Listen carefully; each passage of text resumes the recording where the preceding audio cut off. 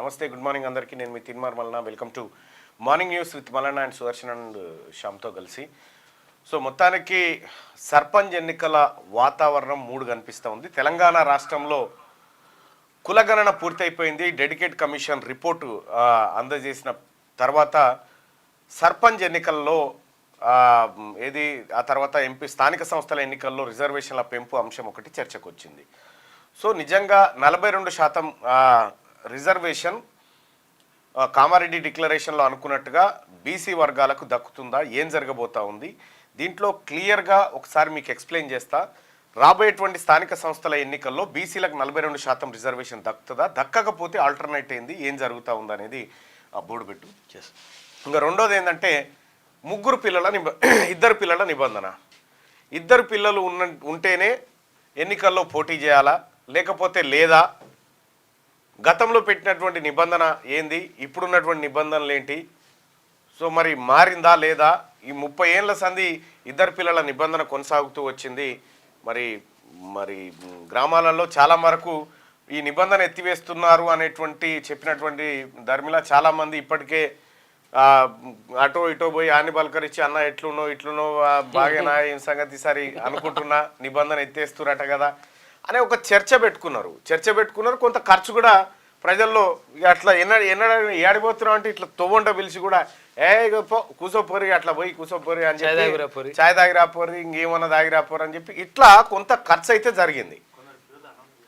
కొంతమంది ఏమో ఊర్లలో పొంటి ఇక ఈయననే ఈసారి సర్పంచ్ అని 3 పిల్లలు ఉన్నా 4 పిల్లలు ఉన్నా వాళ్ళు అనౌన్స్ చేసుకొని ఉన్నారు.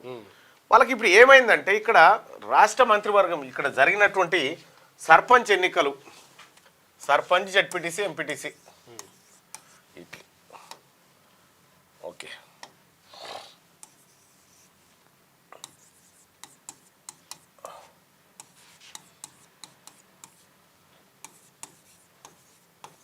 కౌన్సిలర్స్, కార్పొరేటర్స్,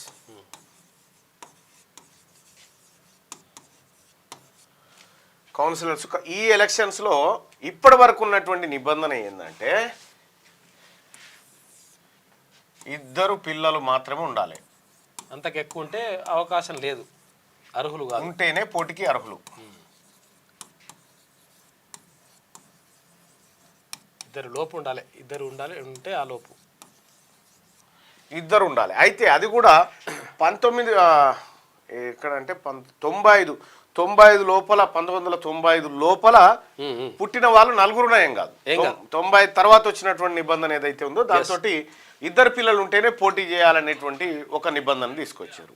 సో తద్వారా ఏమైంది, ఎన్నికల్లో పోటీ చేయడం కోసం కూడా ఈ వద్దురా సార్ మళ్ళీ ఎన్నికల్లో పోటీ చేసే అవకాశం లేదు. అయితే ఇది కేవలం స్థానిక సంస్థలకు మాత్రమే ఉంది. ఎమ్మెల్యేలు, ఎంపీలు, ఎమ్మెల్యే, ఎంపీ, ఎమ్మెల్సీ వీటికి లేదు ఈ నిబంధన, ఏం లేదు. ఇద్దరు పిల్లలే 3 10 మంది ఉన్నా ఏం కాదు వీళ్ళకి. సో కాబట్టి ఇట్లా కేవలం స్థానిక సంస్థల్లోనే ఎందుకు పెట్టారు? దీని ఉద్దేశం ఏందనంటే జనాభాను నియంత్రించడం కోసం తీసుకున్నటువంటి చర్య ఇది. అంటే ఒక ఊర్లో ఒక సర్పంచ్ ఉంటాడు, ఒక ఎంపీటీసీ ఉంటాడు, ఆ తర్వాత ఒక 10 మంది వార్డు మెంబర్లు ఉంటారు. ఒక 12 మంది కుటుంబాలను నియంత్రించినట్టు అవుతుంది ఇట్లా ఒక గ్రామంలో. ఈ 12 మంది కుటుంబాలు తర్వాత ఇంకోటి ఏదైనా పోటీ చేసిన వాళ్ళు ఉంటారు, ఇట్లా పోటీ చేయాలి. ఒక్కొక్క దానికి 10 మంది కూడా చేస్తారు, ఇదో 3 ఇట్లా దాదాపు ఒక 30 కుటుంబాలని ఈ రకంగా కంట్రోల్ చేసే కార్యక్రమం చేసిరు అప్పట్లో. అయితే ఇది చంద్రబాబు నాయుడు గారు ముఖ్యమంత్రిగా ఉన్న సందర్భంలో కేంద్ర ప్రభుత్వం ఒక కమిషన్ వేసింది. కమిషన్ వేసి కేరళ మాజీ ముఖ్యమంత్రితో ఒక కమిషన్ వేసి ఆ కమిషన్ ఇచ్చినటువంటి రిపోర్ట్ ఆధారంగా రాష్ట్రాలకు ఆదేశాలు జారీ చేసి స్థానిక సంస్థల ఎన్నికల్లో ఈ ఇద్దరు పిల్లల నిబంధన తీసుకురావాలని చెప్పి ఆదేశాలు ఇస్తే కొన్ని రాష్ట్రాలు పాటించినాయి, కొన్ని రాష్ట్రాలు పాటించలేదు. అందులో ముఖ్యంగా కొన్ని రాష్ట్రాలు ఇప్పటికే ఆ నిబంధన ఎత్తేసినాయి. రీసెంట్గా ఆంధ్రప్రదేశ్ గవర్నమెంట్ కూడా ఇద్దరు పిల్లల నిబంధనను ఎత్తేసింది. తెలంగాణలో మాత్రం అట్లే ఉంది. తెలంగాణలో కూడా ఇద్దరు పిల్లల నిబంధనను ఎత్తివేస్తారనేటువంటి ఆలోచన చాలామంది ప్రజల్లో ఉండే. మొన్న జరిగినటువంటి క్యాబినెట్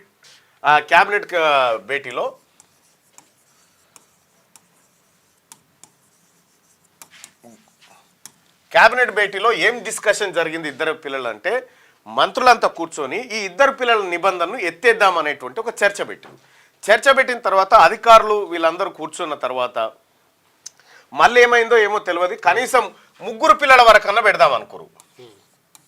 3 పిల్లల కన్నా పెడదాం అనుకునే వరకు సో కొంత అందులో భిన్న వాదనలు వచ్చినటువంటి పరిస్థితుల్లో పాత నిబంధన కొనసాగింపు,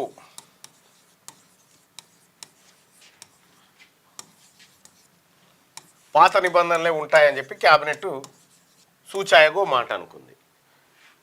దీంతో ఏమైంది, ఇప్పుడు 3 పిల్లలు ఉన్న వాళ్ళు పోటీ చేయడానికి అర్హులు కాకుండా పోయారు తెలంగాణ రాష్ట్రంలో క్యాబినెట్ నిర్ణయం మేరకు. సో ఇంకా దీన్ని మార్చుకునేటువంటి అవకాశం రాష్ట్ర ప్రభుత్వానికి ఉంది.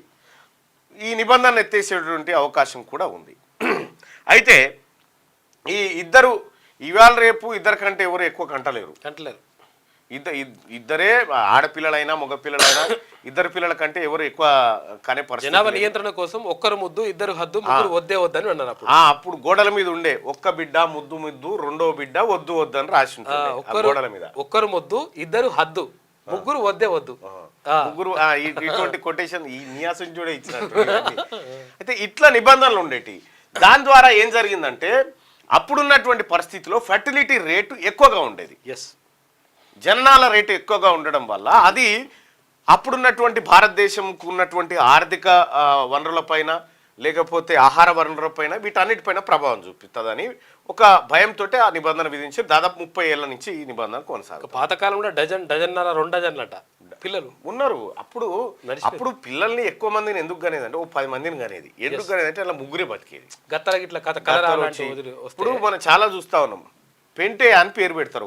పెంటే అంటే ఏంటంటే ఈయన దక్కడనుకొని పెంట మీద వారేసి మళ్ళా తెచ్చుకుంటారు అన్నట్టు. ఇస్తారాకులు వేసేసి ఆడ పెట్టేస్తారు. పెట్టేసి మళ్ళా బతికితే ఇస్తారు.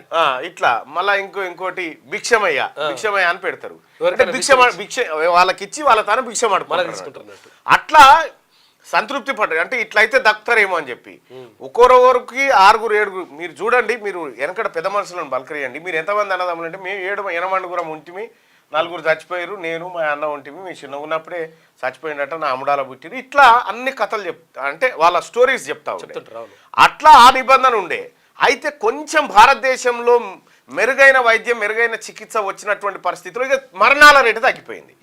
10 మందిని కంటే 10 మంది ఉండేటువంటి పరిస్థితి. అట్లా ఆహార ధాన్యాల కొరత లేకపోతే రకరకమైనటువంటి ఆర్థిక పరిస్థితులు వాటికి తోడయి ఫర్టిలిటీ రేట్ పెరగడంతో ఈ నిబంధనను తీసుకొచ్చారు. ఈ నిబంధనను తీసుకొస్తే ఇది 30 సంవత్సరాల పాటు కొనసాగిన తర్వాత ప్రస్తుతం ఉన్న పరిస్థితి ఏంటంటే భారతదేశంలో యువకుల సంఖ్య మొన్నటి వరకు ఎక్కువనే ఉంది, ఇప్పటికి కూడా ఉన్నది. కానీ భవిష్యత్తులో యువకుల సంఖ్య తగ్గిపోయేటువంటి మానవ వనరులు, శక్తివంతమైన మానవ వనరులు అంటారు దీన్ని. అంటే పని చేయగల సామర్థ్యం ఉన్నటువంటి మానవ వనరులు తగ్గిపోతే దేశం ఆర్థిక వ్యవస్థ కుంటుపడుతుంది. సో ఉత్పాదక రంగం కూడా ఎఫెక్ట్ అవుతుంది అనేటువంటిది ఒక చర్చ. అయితే ఇప్పుడు ఆ పరిస్థితిని అధిగమించాలంటే పిల్లల్ని కనాలి. పిల్లల్ని కంటే తప్ప ఆ రాబోయేటువంటి గడ్డు పరిస్థితిని ఎదుర్కొనే పరిస్థితి లేదు. అందుకోసం అని చెప్పి చాలా రాష్ట్రాలు ఈ నిబంధనను ఎత్తేసినాయి. క్యూ న్యూస్ లో పనిచేయటకు అనుభవం గల కెమెరామెన్లు కావాలను సంప్రదించవలసిన నెంబర్లు 8688926084. qnewsads@gmail.com ను సంప్రదించండి. లైక్ చేయండి,